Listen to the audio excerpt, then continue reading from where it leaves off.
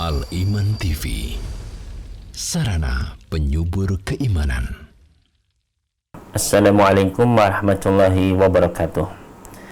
Alhamdulillahi rabbil alamin, wassalatu wassalamu al-atamanil akmalani ala al-mabu'uthi rahmatan lil alamin, nabiyyina wa rasulina Muhammad wa ala alihi wa sahbihi ajma'in, wa ba'du.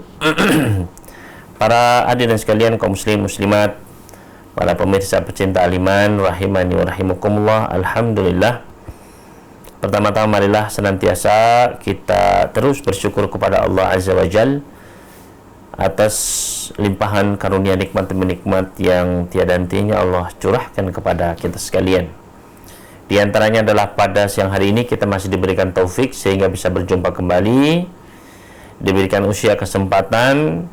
Maka mudah-mudahan Allah menjadikan pertemuan ini pertemuan yang Allah rahmati, dan kita sekalian mendapatkan tambahan pahala, tambahan ilmu yang bermanfaat, dan juga tambahan kekuatan iman dan keistiqomahan untuk bisa menjalankan syariat Allah Subhanahu wa Ta'ala dalam kehidupan kita. Dan insya Allah pada siang hari ini kita akan melanjutkan masih di dalam pembacaan kitab Al-Minahul Aliyah fi Bayani As-Sunanil Yaumiyah, yaitu karunia yang tinggi yang Allah berikan mengenai penjelasan amalan-amalan sunnah sehari-hari, yang mana kita sudah sampai pada pembahasan mengenai sunnah-sunnah pada waktu subuh, ya. Jadi di sini penulis membagi kitab beliau menjadi 7 waktu, ya. Waktu pertama sudah kita bahas, yaitu amalan-amalan sunnah yang dilakukan pada waktu sebelum terbitnya fajar, alias ketika kita bangun tidur, ya, sebelum masuknya waktu subuh. Kemudian sekarang kita masuk ke bagian yang kedua, yaitu ketika sudah masuk waktu subuh, ketika cahaya fajar sudah muncul.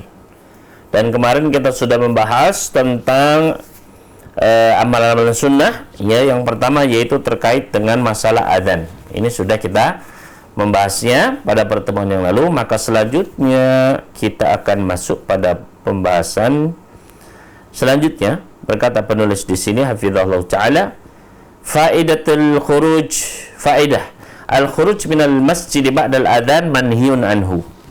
Di sini beliau memberikan sebuah faedah bahwasannya keluar dari masjid setelah adzan dikumandangkan, maka ini suatu perbuatan yang dilarang.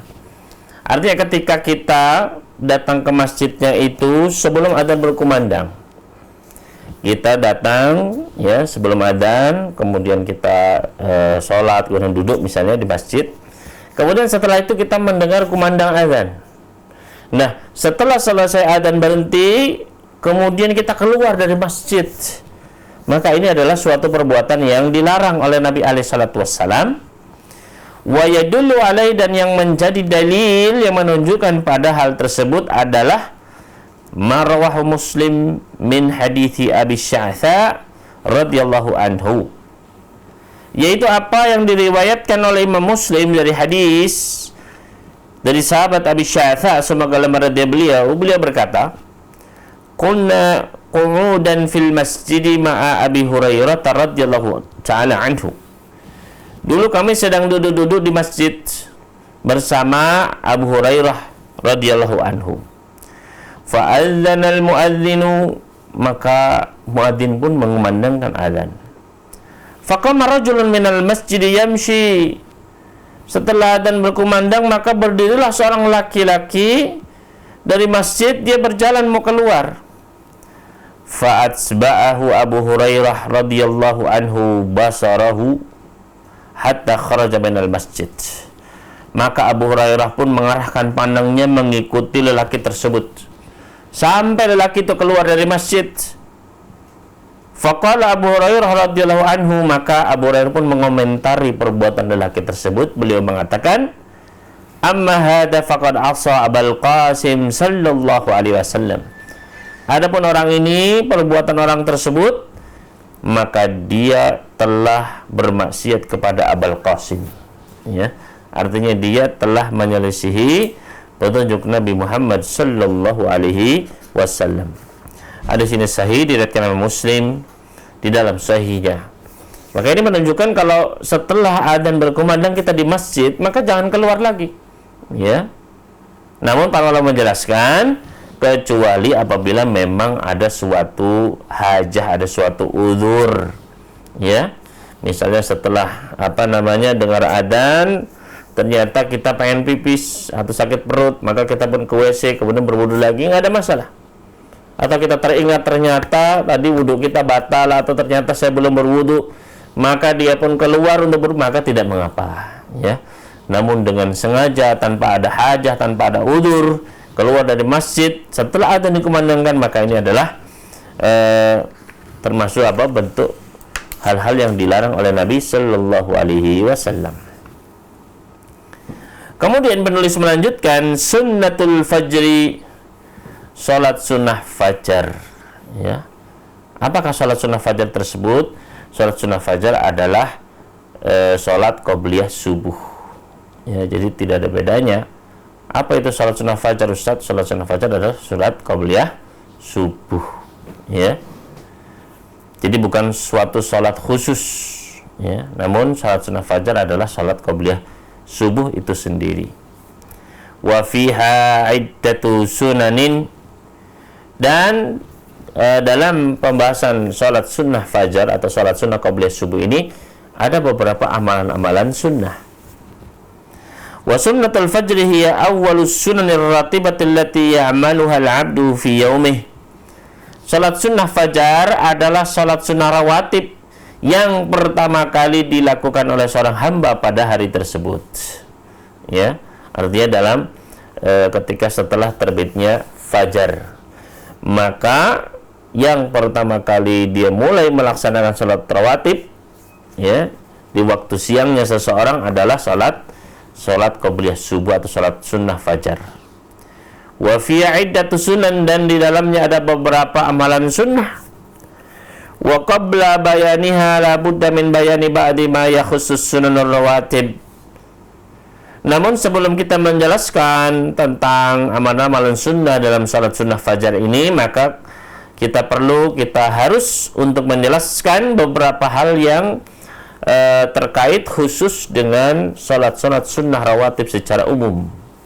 Karena salat sunnah fajar ini atau qobliyah subuh ini salah satu dari diantara salat sunnah rawatib. Wa sunnatur ratibah, yang dimaksud dengan salat sunnah rawatib atau ratibah adalah as-sunnatud da'imatut tabi'atul lil faraid, yaitu salat sunnah yang selalu mengikuti salat fardu, baik sebelumnya maupun setelahnya. Kalau sebelum namanya qobliyah, kalau setelah namanya ba'diyah. Ya. Dia selalu mengiringi salat fardu. Salat subuh ada qobliyahnya, salat duhur ada qobliyah, ada ba'diyahnya, dan seterusnya. Ya. Maka itu yang dimaksud dengan salat sunnah rawatib. Ya, salat sunnah yang senantiasa mengikuti salat fardu. Ikhtalafa fi adad sunani ar-rawatib ala qaulaini. Terjadi perbedaan pendapat di kalangan para ulama, para fuqaha, tentang jumlah salat sunnah rawatib. Ya, apa saja salat sunnah rawatib itu, ya, jumlahnya. Maka di sini penulis menyebutkan terbagi menjadi dua pendapat. Al-qaulul awal, pendapat yang pertama mengatakan anna adadaha asyru raka'atin, bahwasanya jumlah salat sunnah rawatib itu adalah 10 rakaat, yaitu 2 rakaat sebelum subuh, 2 rakaat sebelum zuhur, 2 rakaat setelah zuhur, 2 rakaat setelah maghrib, dan 2 rakaat setelah isya. Wa hadhihi asyru rakaatin muttafaqun 'alaiha bainal ulama, dan 10 rakaat ini disepakati, ya, para ulama semuanya disyariatkan. Ya, sepakat para ulama. Ya. 2 rakaat sebelum subuh, 2 rakaat sebelum duhur, 2 rakaat setelah duhur, 2 rakaat setelah maghrib, 2 rakaat setelah isya. Ya. Kama naqala dzalika Ibnu Hubairah radhiyallahu anhu, sebagaimana ini yang dinukil oleh Ibnu Hubairah. Ya. Wasnadallu, dan yang menjadi dasar pendapat pertama ini, kenapa kok salat sunnah ratibah itu 10 rakaat? Dalilnya adalah hadis Ibnu Umar radhiyallahu anhuma yang sahih, disepakati kesahihannya oleh Imam Bukhari dan Muslim. Beliau berkata, hafidtu minan Nabi sallallahu alaihi wasallam 10 rakaatin. Saya menghafal dari Nabi sallallahu alaihi wasallam ada 10 rakaat, yaitu 2 rakaat sebelum duhur, 2 rakaat setelah duhur, 2 rakaat setelah maghrib di rumah beliau, 2 rakaat setelah isya juga beliau laksanakannya di rumah beliau, dan 2 rakaat sebelum subuh. Wa kanat sa'atan la yudkhalu 'ala Nabi sallallahu alaihi wasallam fiha. Dan 2 rakaat sebelum subuh ini nggak ada yang bisa masuk, artinya melihat Nabi sallallahu alaihi wasallam, karena beliau sedang bersama keluarga beliau. Ya. Namun Ibnu Umar, ya, beliau memiliki akses untuk bertanya kepada saudarinya, yang mana Hafsah adalah istri Nabi sallallahu alaihi wasallam. Ya. Maka di sini ada 10 rakaat. Kemudian pendapat yang kedua berpendapat bahwasannya jumlahnya adalah anna adadah isnata asyrata rakaatan, bahwasanya jumlahnya adalah 12 rakaat. Wa anna qabla salati dzurri 4 rakaat la rakaataini. Bedanya adalah sebelum salat duhur itu bukan 2 tapi 4 rakaat. Ya. Wa hadzal qawlu huwal azhar wallahu alam, dan pendapat inilah yang lebih kuat, ya, dirujukan oleh penulis di sini, wallahu a'lam. Ya. Wa yadullu alaihi, yang menjadi dalil dasar dari pendapat yang kedua ini, yaitu yang pertama hadis Aisyah radhiyallahu anha yang diriwayatkan oleh Imam Bukhari di dalam sahihnya. Anna Nabi sallallahu alaihi wasallam kana la yadau arba'an qabla dhuhri, bahwasanya Nabi sallallahu alaihi wasallam dahulu enggak pernah meninggalkan 4 rakaat sebelum zuhur. Ya. Ini kata siapa? Kata Aisyah. Nabi sallallahu alaihi wasallam enggak pernah tuh meninggalkan salat 4 rakaat sebelum zuhur. Ya. Hadis ini sahih diriwayatkan oleh Imam Bukhari. Wa 'inda Muslimin min hadithiha qalat, dan di dalam riwayat Muslim juga hadis dari Aisyah, beliau mengatakan, karena Nabi sallallahu alaihi wasallam yusalli fi baiti qabla adh-dhuhri arba'an. Dulu Nabi sallallahu alaihi wasallam beliau salat di rumahku atau di kamar beliau sebelum zuhur itu 4 rakaat. Ya, hadis sahih pula diriwayatkan oleh Imam Muslim. Ya. Begitu pula di dalam hadis Ummu Habibah radhiyallahu anha, beliau mengatakan, sami'tu Rasulullah sallallahu alaihi wasallam yaqul, saya pernah mendengar Rasulullah sallallahu alaihi wasallam bersabda, man shallat snatai asyrata rak'atan fi yaumin wa lailatin bunya lahu baitun fil jannah. Barang siapa yang salat 12 rakaat dalam sehari semalam, akan dibangunkan untuknya dengan 12 rakaat tersebut sebuah rumah di dalam surga. Ya. Tidak, ini hadis ini diriwayatkan oleh Imam Muslim. Wa akhrajahu Tirmizi wa zad, di dalam hadis yang dikeluarkan oleh Tirmizi, beliau menambahkan arba'an qabla dhuhri, yaitu 12 tadi adalah 4 rakaat sebelum zuhur, 2 rakaat setelah zuhur, 2 rakaat setelah maghrib, 2 rakaat setelah isya, dan 2 rakaat sebelum subuh. Ya. Ini di dalam riwayat At-Tirmidzi. Ya. Maka ikhwan fillah rahimani wa rahimakumullah, ya memang ya ini ada 2 pendapat. Ya, sebenarnya ini pendapat tentang sholat rawatib yang ditekankan. Ya. Atau istilahnya adalah sholat sunnah muakkadah, ya, sholat sunnah yang ditekankan. Karena banyak sholat sunnah lainnya, ya, ada, Namun yang ditekankan muakkadah. Nah, ini terbagi menjadi dua pendapat tersebut. Ya. Imam Abu Hanifah berpendapat bahwasanya 10. Ya, berdasarkan hadis Ibnu Umar tadi. Saya menghafal dari Rasulullah SAW 10 rakaat. Ya. Makanya sampai Ibnu Umar itu hafal, berarti kan benar-benar ditekankan. Ya. Sampai Ibnu Umar itu hafal, berarti kan dilihat terus menerus. Ya, ada 10. Ya. Pendapat yang kedua, ya, maka berpendapat bahwasanya jumlahnya adalah 12 rakaat. Sebagaimana hadis dalam hadis Ummu Habibah tadi. Barang siapa yang sholat 12 rakaat sehari semalam, akan dibangunkan untuknya rumah di surga. Ya, bedanya adalah 4 rakaat sebelum duhur. Kalau yang 10 tadi cuma 2, kalau yang 12 maka qobliyah duhurnya 4. Ya, 4. Ya. Apakah ya di sini disebutkan waqtalafa ahlul ilmi fil jam'i baina hadits Ibnu Umar radhiyallahu al-muttafaq alaihi wa fihi anna Nabi sallallahu alaihi wasallam shalla qabla dhuhri rak'atain. Para ulama berbeda pendapat bagaimana mengkompromikan hadis ini. Ya. Hadis Ibnu Umar yang disepakati kesahihan oleh Bukhari dan Muslim menyebutkan bahwasanya Nabi sallallahu alaihi wasallam melakukan salat sebelum zuhur 2 rakaat. Adapun dalam hadis Aisyah tadi yang diriwayatkan juga oleh Bukhari, Aisyah mengatakan Nabi sallallahu alaihi wasallam salat zuhur 4 rakaat. Ya. Maka bagaimana mengkompromikan kedua hadis tersebut? Kata Ibnu Umar 2, kata Aisyah 4 sebelum zuhur. Faqila, maka dikatakan dan inna Nabiy sallallahu alaihi wasallam taratan yusalli qabla dhuhri arba'an wa taratan yusalli qabla rak'ataini. Di antara bentuk kompromi yang disebutkan, ya, dikatakan bahwasanya Nabi sallallahu alaihi wasallam kadang-kadang salat sebelum subuh 4, kadang-kadang 2. Ya. Wakilan di para ulama yang lain berpendapat inna ma'a ta'arudil haditsaini yu'khadhu bizaid. Ya, ketika terjadi kontradiksi ya, dalam jumlah, maka diambillah yang lebih banyak.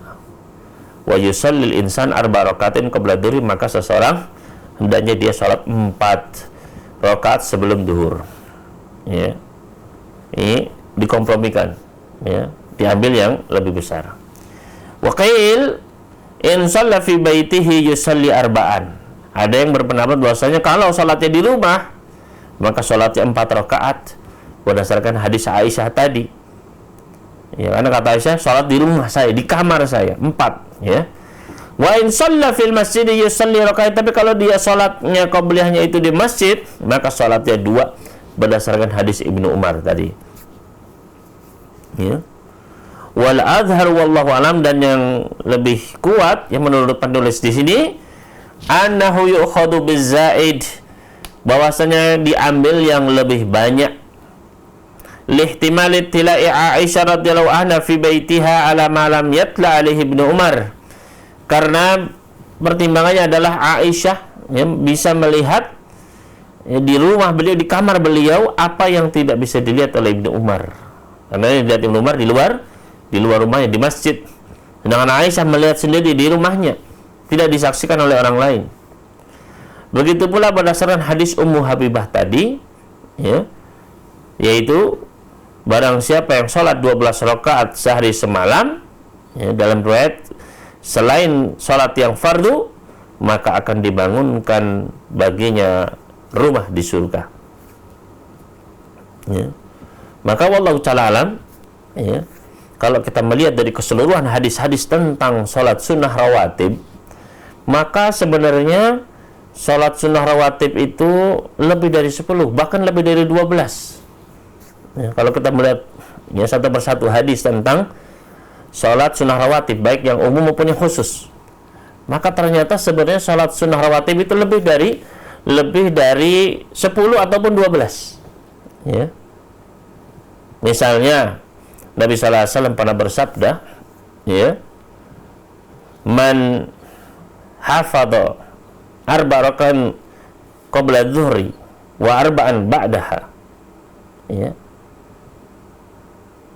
Hurrima 'alan nar atau kama qala sallallahu alaihi wasallam. Ya. Barang siapa yang menjaga salat 4 rakaat sebelum zuhur dan 4 rakaat setelahnya, maka Allah akan haramkan neraka untuk membakar dirinya. Ya. Jadi saya sebutkan apa? 4 rakaat sebelum zuhur dan 4 rakaat setelahnya. Kalau hadis Ibnu Umar 2 sebelum 2 sesudah. Hadis yang Ummu Habibah 4 sebelum 2 sesudah. Nah, hadis ini menyebutkan 4 sebelum dan 4 sesudah. Ya. Begitu pula Nabi sallallahu alaihi wasallam pernah bersabda, rahimallahu ma'an shalla arba'an qabla al-asri. Semoga Allah merahmati orang yang salat 4 rakaat sebelum asar. Ya. Nabi sallallahu alaihi wasallam juga beliau pernah salat qabliyah maghrib.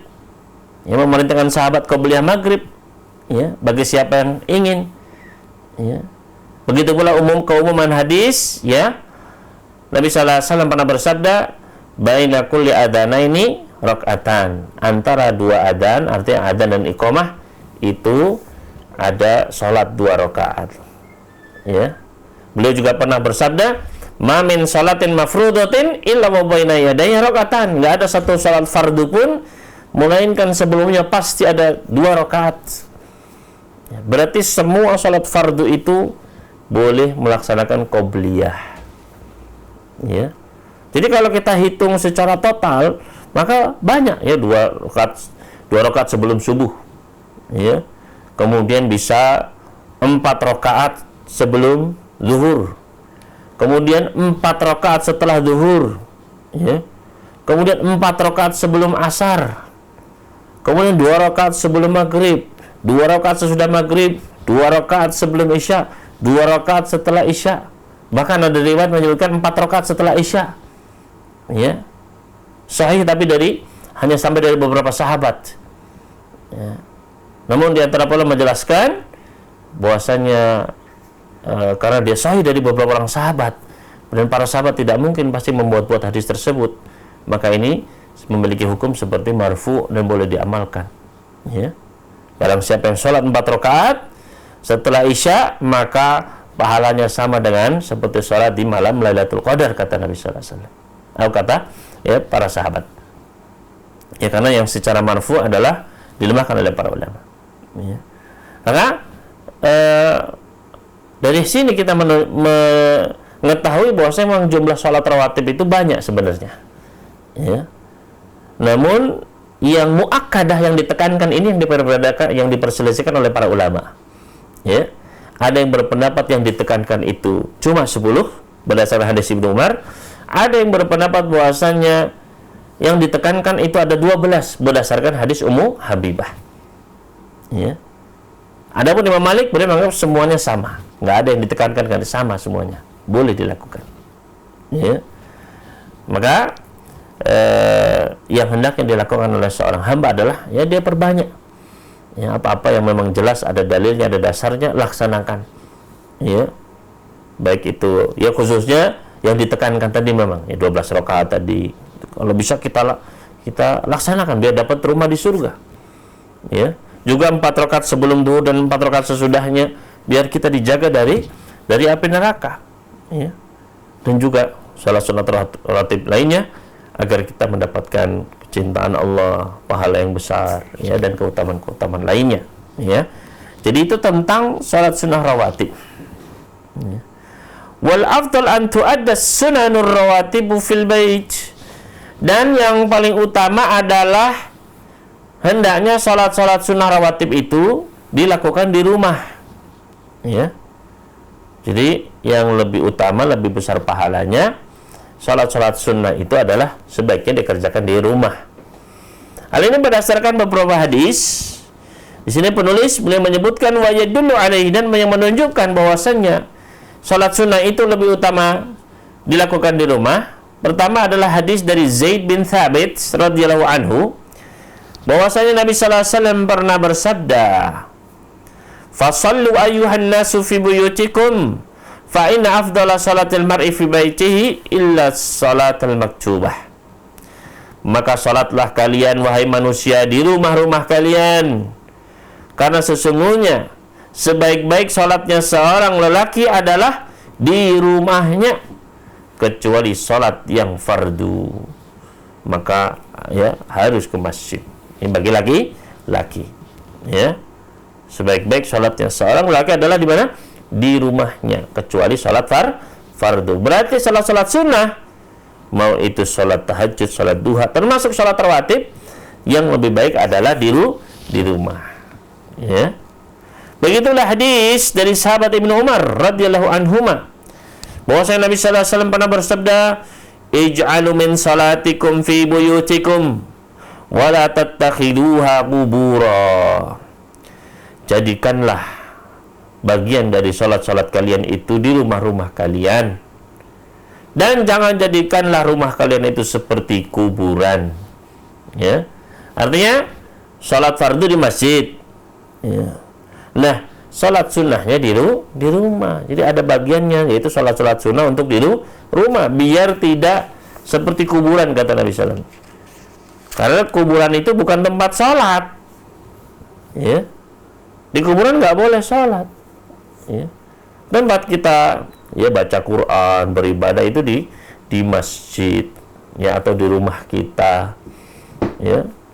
Adapun kuburan justru, ya, Nabi SAW pernah bersabda, al-ardu kulluha masjid, ya. Bumi ini seluruhnya adalah masjid, boleh dipakai sujud ibadah kecuali dua, ya, yaitu al-maqbaratu wal hamam, kuburan dan kamar mandi, ya.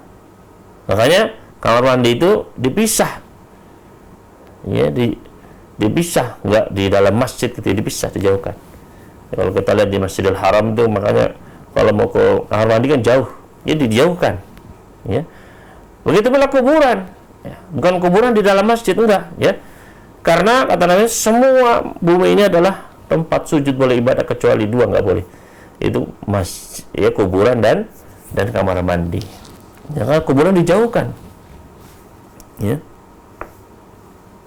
Hadis tadi adalah hadis yang sahih, diriwayatkan oleh Bukhari dan juga Imam Muslim di dalam sahih mereka berdua. Begitu pula Nabi sallallahu alaihi wasallam pernah bersabda dari sahabat Jabir radhiyallahu ta'ala anhu, beliau berkata, Rasulullah sallallahu alaihi wasallam pernah bersabda, "Idza qada ahadukumus shalah fi masjidih falyaj'al li baitihi nasiban min salatihi fa innallaha ja'ilun fi baitihi min salati khaira." Jika kalian sudah selesai sholat di masjid, ya, ini bapak-bapaknya laki-laki ke masjid sholat, ya, maka hendaknya dia jadikan di rumahnya itu bagian dari sholatnya, ya. Dia sholat sunnahnya ya di rumah setelah yang masjid yang wajibnya, maka jadikan pula bagian untuk di rumahnya itu sholat sunnah. Fa innallaha ja'ilun fi baiti min salati khaira, karena Allah akan menjadikan kebaikan bagi rumahnya, ya, dengan sholatnya tersebut. Dalam kaitan menjadi cahaya bagi rumah tersebut, ya.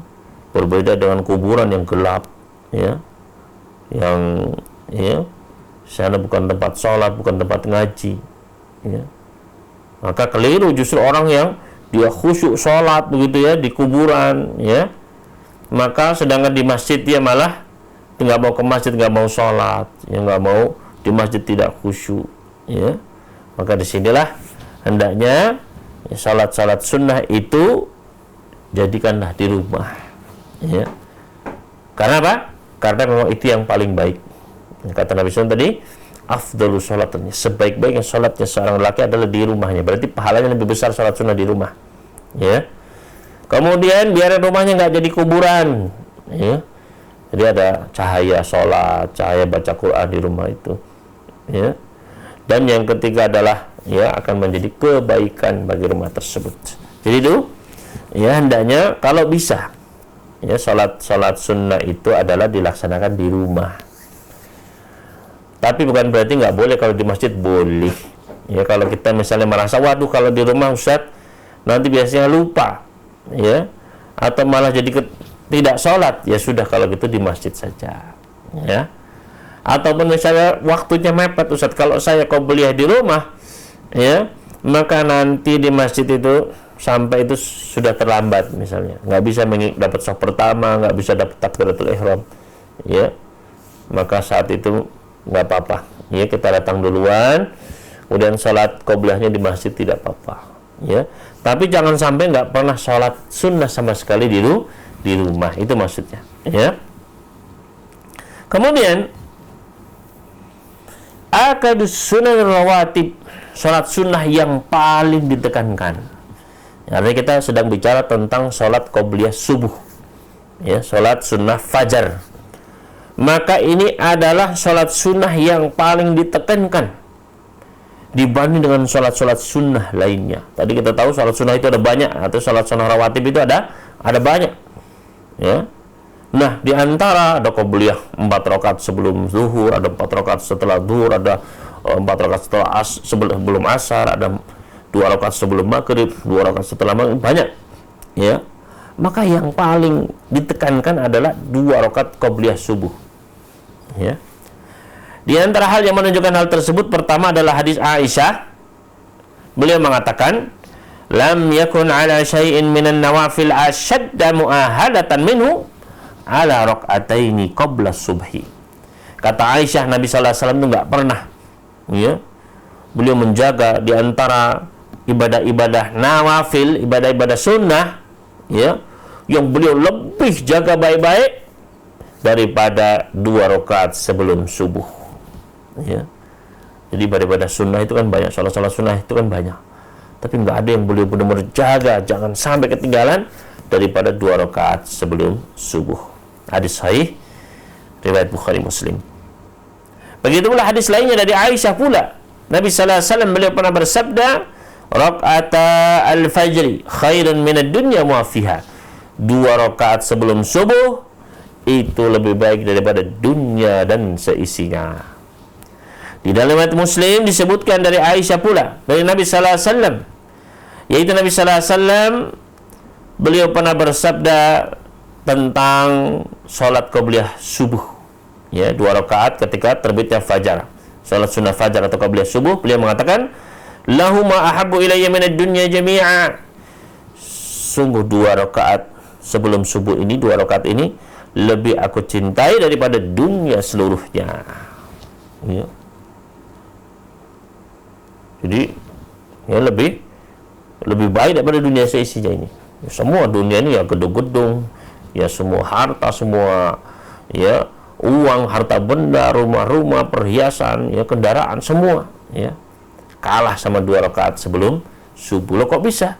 Ya. Maka yang pernah terjadi angin ribut, ya, saat itu di Mesir.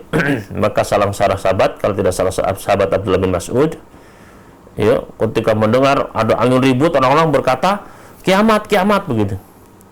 Maka kata Abdullah bin Mas'ud, belum kiamat, ya, kiamat belum terjadi sampai terjadi beberapa perkara. Di antaranya boleh menyebutkan sampai 2 rakaat lebih baik daripada dunia dan seisinya. Ya. Sampai salat 2 rakaat lebih baik daripada seluruh harta benda. Ya.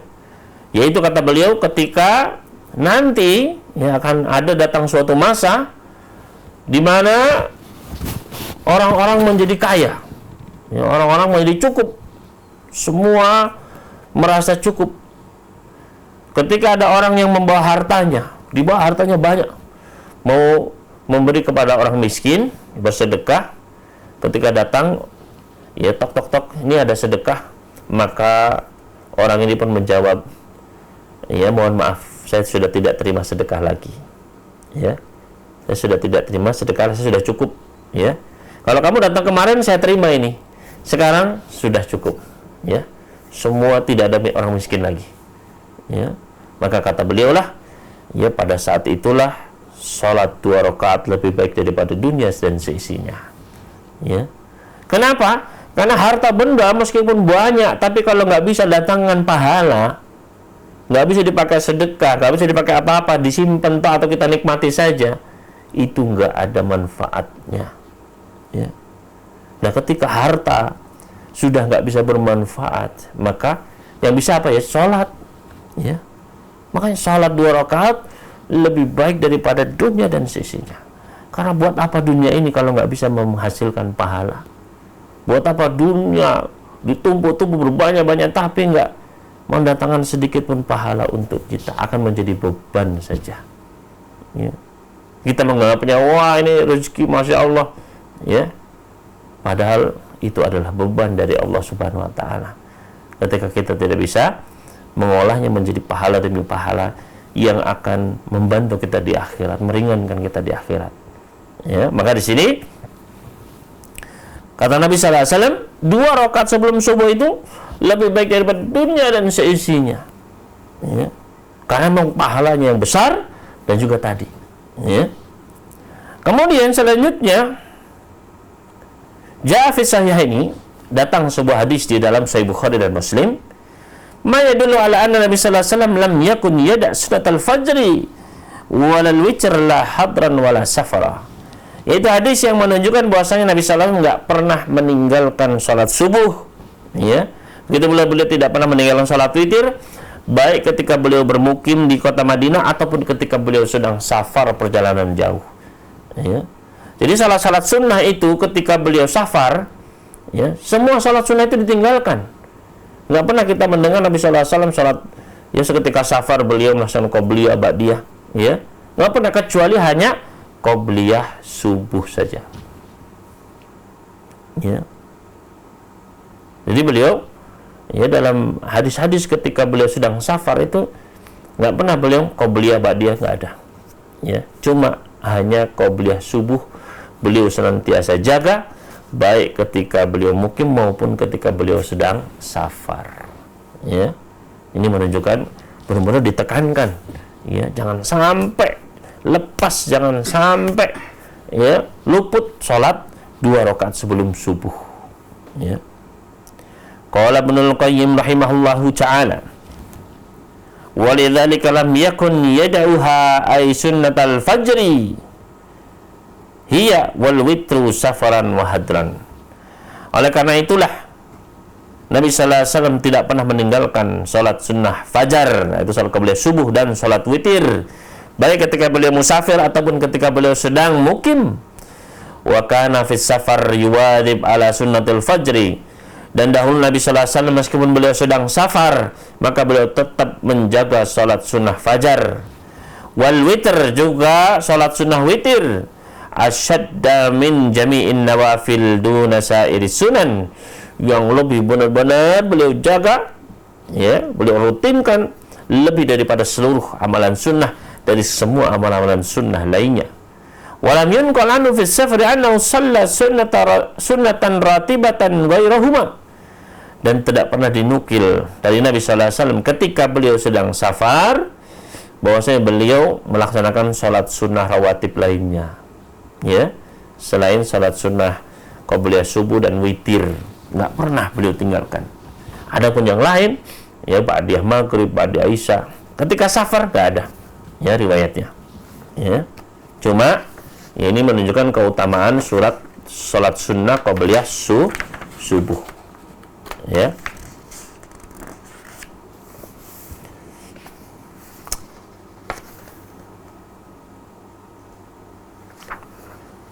Tapi mungkin ini yang bisa kami sampaikan pada pertemuan kali ini, ya. Insya Allah akan kita lanjutkan nanti pada pertemuan yang akan datang tentang beberapa perkara yang terkait dengan salat sunnah qabliyah subuh ini, ya, beberapa hal, ya, di antara bacaannya dan juga yang lainnya. Mudah-mudahan Allah Subhanahu wa taala memberikan taufik kepada kita sekalian. Dan ini mungkin apa yang bisa kita sampaikan dari materi pada siang hari ini. Kurang lebihnya mohon maaf. Wallahu ta'ala a'la wa alam. Al-Iman TV, sarana penyubur keimanan.